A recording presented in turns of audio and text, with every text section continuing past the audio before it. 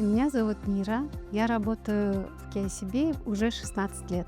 Последние 9 лет я работаю управляющим филиалом. Когда-то для меня это было как космос, потому что я очень много лет была дома. Я заботилась о своих детях. Для меня важно было, что самые первые годы моих детей были в любви и заботе.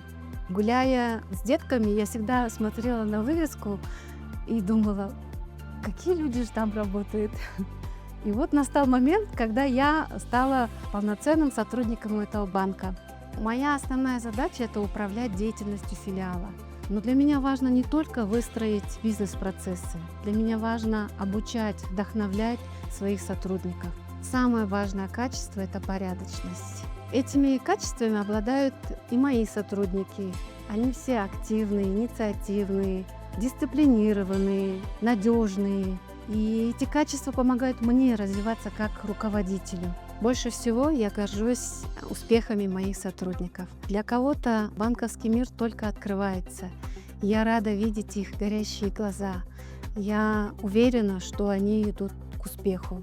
Кыргызстан – это мой родной дом, это моя родная страна. Я очень рада, что я могу внести небольшой вклад в развитие моей страны путем обучения, развития, заботы о моих сотрудниках, в том числе о моих детях.